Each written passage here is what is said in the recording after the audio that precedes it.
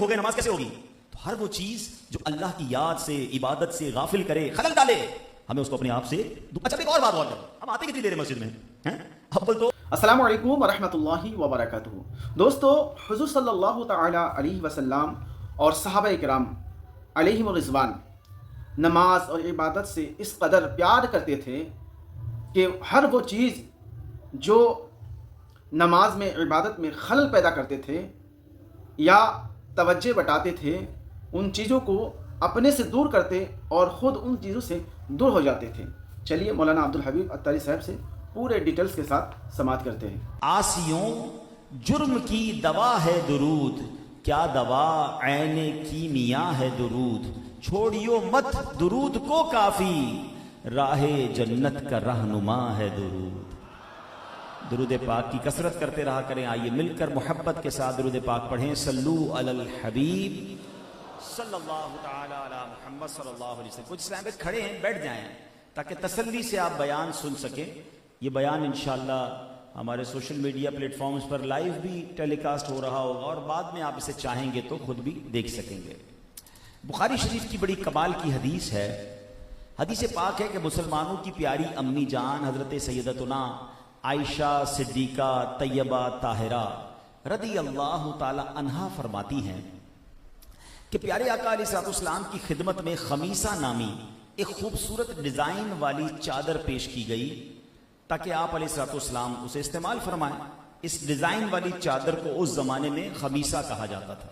نبی پاک علیہ السلام نے اوڑھا، اس چادر کو زیب تن فرمایا اور پھر نماز بھی ادا فرمائی، اور اس کے بعد نماز پڑھ کر سلام پھیرنے کے بعد فرمایا مجھے خطرہ ہوا کہ اس چادر کے پھولوں کے سبب توجہ بٹ جائے گی، لہٰذا یہ چادر ابو جہم صحابی رضی اللہ عنہ کو دے آؤ۔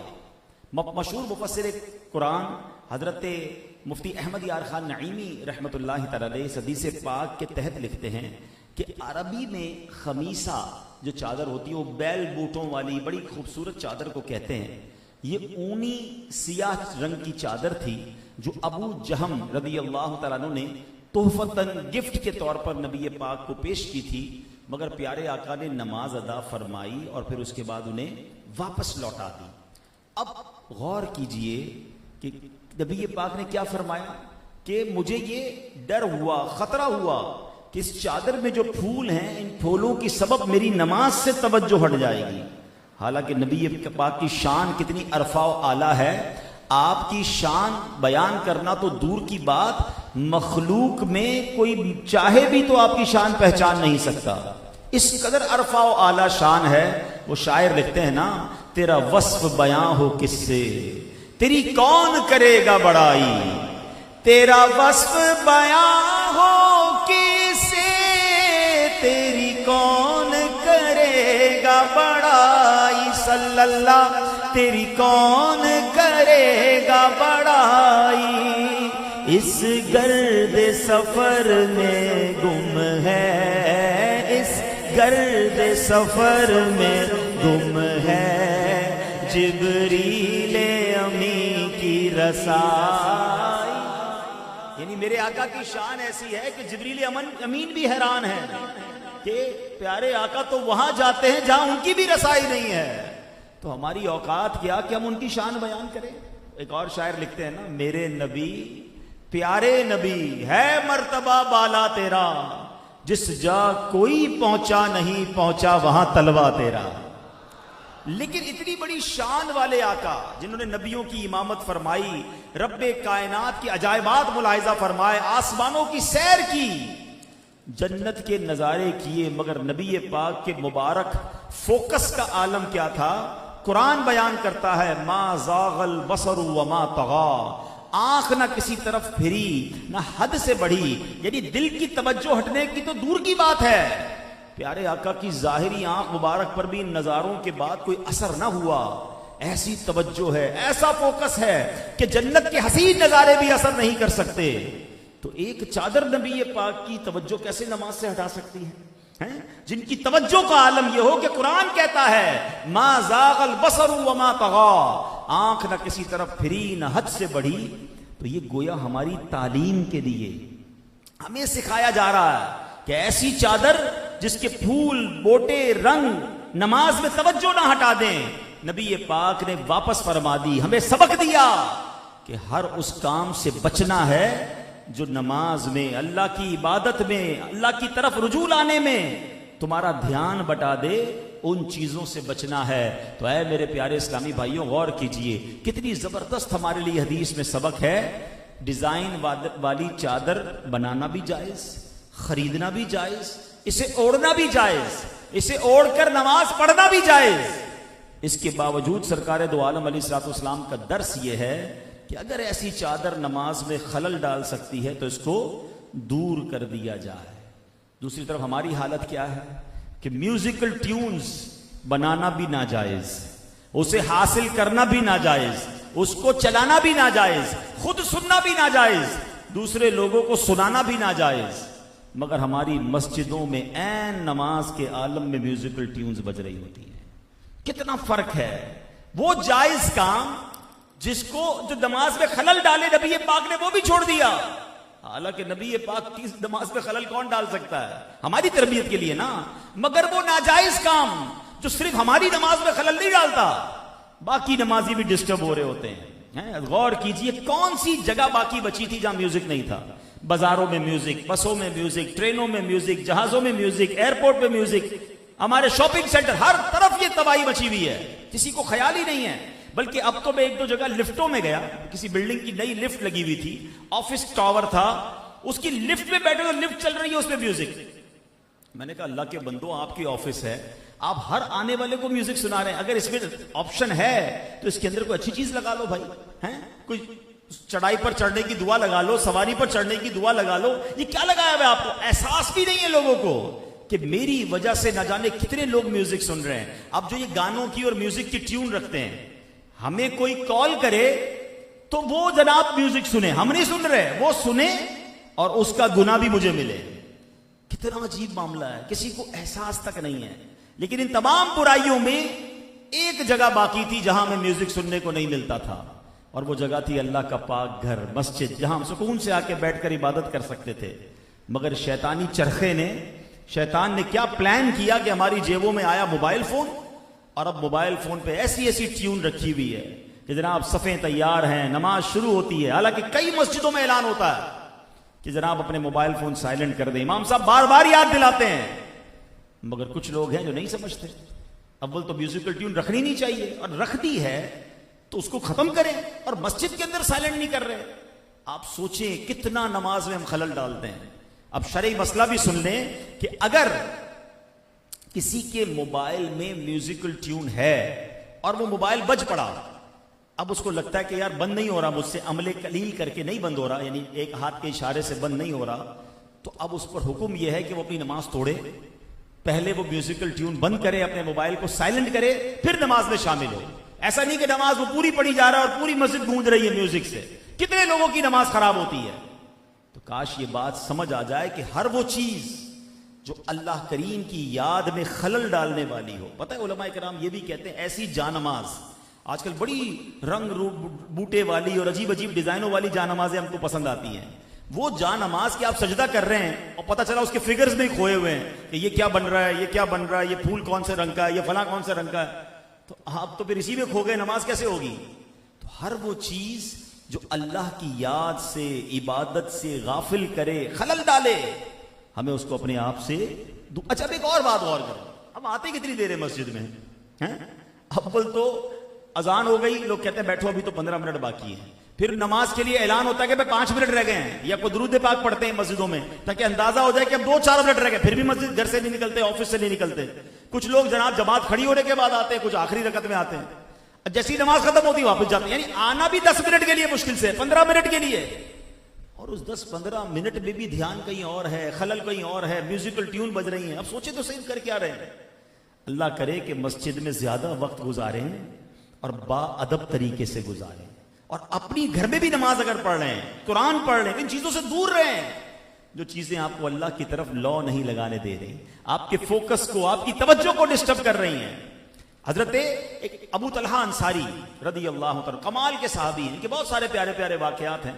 ان کے پاس ایک باغ تھا, ایک باغ کے مالک تھے. اور نماز ادا کر رہے تھے، کیونکہ اور یہ نفل نماز ہی ہوگی، کیونکہ فرض نماز تو نارملی صحابہ نبی پاک کے پاس مسجد نبوی شریف میں آ کے ادا کرتے تھے. تو باغ میں نماز پڑھ رہے تھے، اچانک خاکی رنگ کا کبوتر باغ سے اترا، باغ میں اڑا اور کہیں باہر نکلنے کا راستہ تلاش کرنے لگا. کبھی ادھر اڑتا کبھی ادھر اڑتا، بڑا حسین منظر تھا. آپ کی توجہ کبوتر کی طرف چلی گئی، نفل پڑھتے پڑھتے توجہ اس کبوتر کی طرف گئی. بڑا حسین نظارہ تھا، مگر جب توجہ بٹی نا تو آپ رکعتیں بھول گئے کہ کتنی رکعتیں میری ہوئی ہیں. نماز سے فارغ ہوئے، خود پرندہ نہیں اڑایا تھا، ان کا جذبہ دیکھیں، انہوں نے پرندہ نہیں اڑایا تھا، ان کی توجہ ہٹنے میں ان کا کوئی قصور بھی نہیں تھا، مگر باغ آپ کا تھا. آپ نے سوچا اگر یہ باغ نہ ہوتا تو میں باغ میں نماز نہ پڑھتا. باغ میں نماز پڑھی ہے تو پرندہ آیا تو اس نے میری توجہ بٹا دی. سرکار علیہ الصلوۃ والسلام کی بارگاہ میں حاضر ہو کر کہتے ہیں حضور اس باغ کی وجہ سے میری توجہ نماز سے ہٹ گئی، میں اپنی رکعتیں بھول گیا، میں پورا باغ ہی اللہ کی راہ میں صدقہ کرتا ہوں. کمال لوگ تھے، کتنی نماز سے پیار، کتنا عبادت سے پیار. ہر وہ چیز جو اللہ کی بارگاہ میں حاضری میں توجہ بٹائے اس سے وہ دور رہتے تھے. اور آج ہمارا حال کیا ہے؟ ہم اگر مثال کے طور پہ اگر آج جس نے عشاء کی نماز باجماعت پڑھی ہے، اپنے آپ سے پوچھ لیں، مجھے جواب نہ دیں، امام صاحب نے پہلی رکعت میں کون سی تلاوت کی تھی، دوسری رکعت میں کیا تلاوت کیا تھا؟ آپ کو اندازہ ہو جائے گا ہماری توجہ کا عالم کیا ہے. آپ کہیں گے حضرت یہ تو 1 گھنٹہ ہو گیا جماعت کو، چلیں کل کر لیجئے گا ٹیسٹ، مغرب کے بعد اپنے آپ سلام پھیرتے ہی پوچھ لیجئے گا، عشاء میں سلام پھیرتے ہی پوچھ لیجئے گا اپنے آپ سے، آپ کو اندازہ ہو جائے گا ہم کہیں اور ہی ہوتے ہیں. وہ چٹکلا ہے نا، ایک تاجر تھے، کاروباری شخص تھے، اور عشاء کی نماز بڑی پابندی سے جماعت سے پڑھتے تھے. تو ایک دن جماعت نکل گئی، آئے تو بڑے افسردہ، آنکھوں میں آنسو. لوگوں نے کہا اتنے غمزدہ ہو رہے ہیں، چلے کوئی بات نہیں، کل عشاء کی جماعت سے نماز پڑھ لیجئے گا. کہتے ہیں اس لیے غم نہیں ہے کہ عشاء کی جماعت چلی گئی، معاملہ یہ ہے پورے دن کام کاج کر کے جب عشاء کی جماعت میں آتا تھا نا، امام صاحب 4 رکعتیں پڑھاتے تھے، میں پورے دن کا دکان کا حساب جو ہے وہ نماز میں ہی کر لیتا تھا.